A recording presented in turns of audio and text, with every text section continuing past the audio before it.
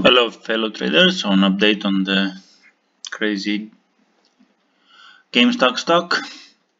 Um, Correctly, it was a big move. Honestly, I didn't expect on this day. I did made a small trade, but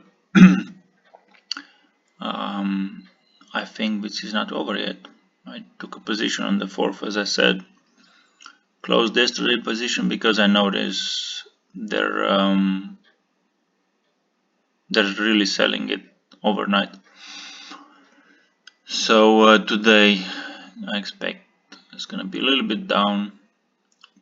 I'm making another insiders video where I expect how much down, but then tomorrow it's a panic. The panic cycle. Um, Again, don't take my advice for it. Just be mindful. This is a very volatile stock. Um,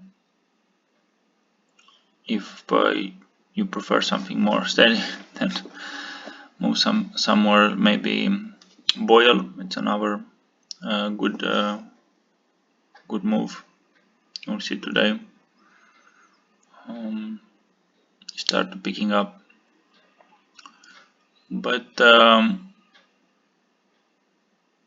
again, it's not. I do this for a hobby, not a financial advisor.